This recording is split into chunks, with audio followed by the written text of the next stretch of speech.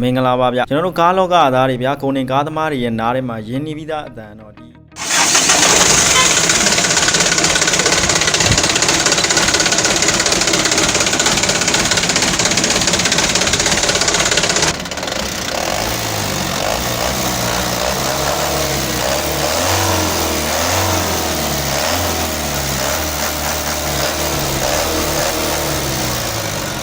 ဒါတွေကတော့ကျွန်တော်တို့ရဲ့ပုံရိပ်တွေပေါ့ဗျာအမှတ်တရတွေလည်းအများကြီးရှိခဲ့ရဲ့ဗျဒါပေမဲ့မိတ်ဆွေတို့ကျွန်တော်ဒီနေ့ပြောပြမယ့်အကြောင်းတော့အဲ့ဒီဒီဇယ်ခစ်ကြီးကကျွန်တော်တခန်းရက်တော်မယ်ဆိုတဲ့အကြောင်းဗျ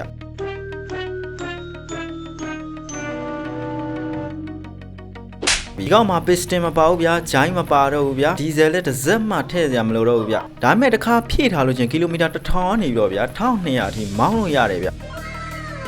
အဲ့ဒါဘာနဲ့တူလဲဆိုတော့ကျွန်တော်ရန်ကုန်ကနေမန္တလေးကိုအသွားပြန်မနာဘဲနဲ့မောင်းလို့ရတဲ့စွမ်းအင်တွေဒါကတော့ကျွန်တော် hydrogen fuel cell နည်းပညာကိုသုံးထားတဲ့ Fuso Super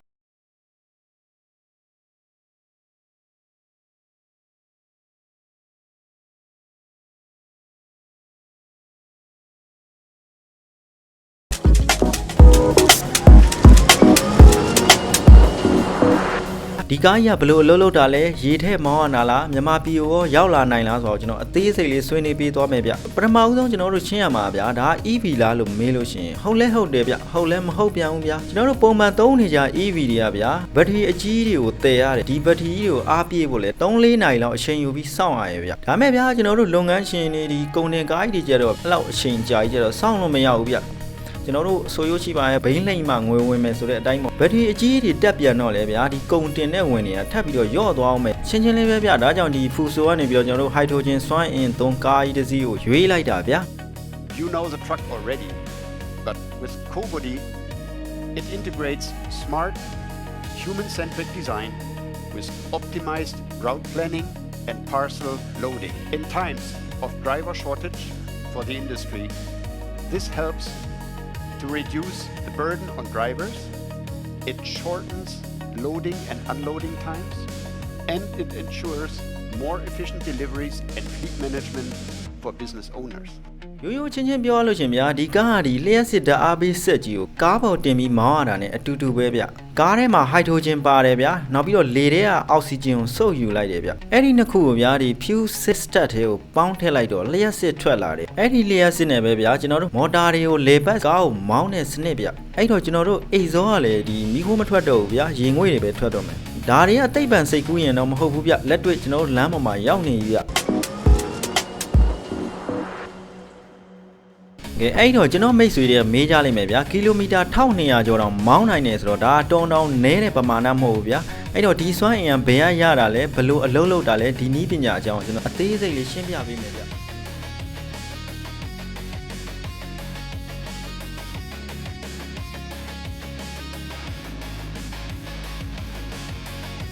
Fuso ရဲ့မိခင်ကုမ္ပဏီဖြစ်တယ်ဗျာဒီ Daimler Truck က Gen 8 2ဆိုတဲ့ truck နဲ့စံချိန်တင်ထားတာဗျာ Fuso Super Great ဒီ FC EV တွေမှာလည်းဒီနည်းပညာကိုသုံးထားတာဗျာတာမန် hydrogen ကားတွေဗျာဥပမာဒီ Toyota Marine ဆိုလို့ရှိရင် hydrogen ကို gas အနေနဲ့ပဲတိုးလောင်ထားတာဗျာ gas tank ပေါ့ဗျာဒါပေမဲ့ gas ကနေရာယူရဲဗျာကျွန်တော်တို့ခရီးအဝေးသွားမယ်ဆိုလို့ရှိရင်ဒီ gas အိုးတွေအများကြီးတည်ရတယ်ဗျာ Fuso ရဲ့အကွက်ကဘာလဲဆိုတော့ကျွန်တော်တို့ liquid hydrogen ဗျကျွန်တော်တို့ hydrogen အရည်ကိုသုံးလိုက်တာဗျာ hydrogen ကိုဗျာအနှုတ်253ဒီဂရီအထိအေးခဲလိုက်လို့ရှင်ဒီကောင်အရည်ဖြစ်သွားရဲ့အဲ့တော့ဒီအရည်တွေကဗျာကျွန်တော်တို့ပုံမှန် gas တွေထဲပို့ပြီးတော့စွမ်းအင်သိပ်သီးစားပိုများတယ်ဗျာဆိုလိုတာကကျွန်တော်တို့တိုင်ကီသေးသေးလေးနဲ့ဗျာစီအများကြီးကိုတည်နိုင်တဲ့ပုံစံမျိုးပဲဗျာဒါကြောင့်ဒီကားကြီးကဗျာတိုင်ကီနှလုံးထဲပါတယ်ဆိုပေမဲ့ကျွန်တော်တို့ဒီဇယ်ကားကြီးတွေလိုပဲခရီးအရှည်ကြီးကိုမောင်းလို့ရနိုင်တယ်အဲ့တော့ဘေးမှာရှိတဲ့ဒီ side tank နှလုံးထဲမှာဗျာဟိုက်ဒရိုဂျင်အရည်တွေရှိနေတဲ့ဘောက်တွေပေါ့ဗျာနောက်တစ်ခါကျွန်တော်တို့စက်ပြင်စရာတွေစိတ်ဝင်စားတဲ့အပိုင်းအောင်ရောက်လာပြီဗျညီရေးစစ်တီ24ကြီး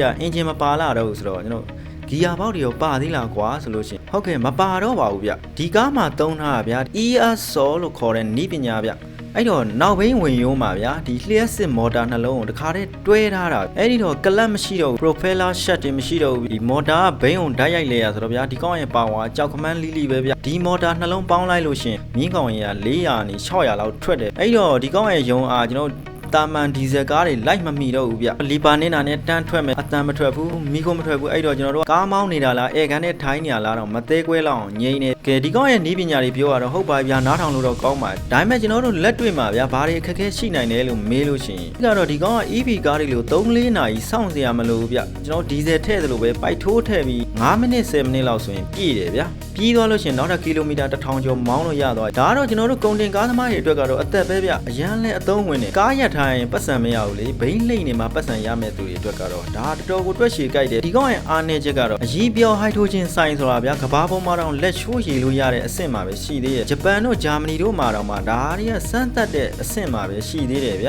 ဟိုက်ဒရိုဂျင်ကို -253 ဒီဂရီဆဲစီယပ်ထိထားဖို့ဆိုတာဒါတုံတောင်လွယ်တဲ့နည်းပညာတော့မဟုတ်ဘူးဗျအရန်လဲခက်လိမ့်မယ်ဒီတိုင်ကီနည်းနည်းလေးပေါက်တာနဲ့အန်ဒီရဲ့အကြီးရှိတယ်ဗျဒီကားတစ်စီးရဲ့တန်ဖိုးကလည်းဗျကျွန်တော်တို့ Super Great Diesel က3စီးစာလောက်ရှိရဗျနီးပညာတစ်တော့ဈေးကြီးရမဆန်းဘူးဆိုပေမဲ့ကျွန်တော်တို့မြန်မာနိုင်ငံကိုရောက်ဖို့တော့တော်တော်လေးကိုကြာလေအောင်မယ်ဗျအဲ့တော့ဖူဆိုရဲ့ဟိုက်ဒရိုဂျင်ကားကြီးကကျွန်တော်တို့ကားလောကမှာတော့တော်လိုင်းရေးတစ်ခုပဲဗျ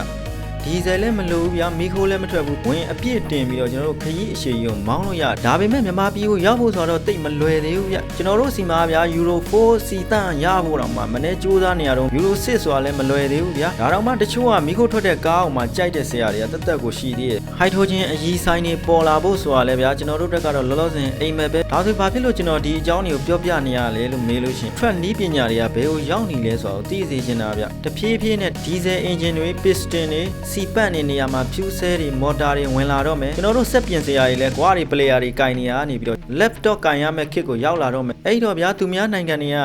မီခိုမထွက်အောင်တဘာဝပတ်ဝန်းကျင်ထိခိုက်မှုနည်းအောင်ဆိုပြီးတော့ကျွန်တော်တို့ Euro 3 Euro 4 Euro 6ဆိုပြီးတော့ဗျာအခု hydrogen ကားတွေပါထုတ်လာပြီဗျအဲ့တော့ကျွန်တော်တို့မြန်မာပြည်ရဲ့လမ်းမပေါ်မှာမီခိုမထွက်တဲ့ကားတွေမောင်းနိုင်မဲ့တနေ့ကိုမျှော်လင့်ရင်းနဲ့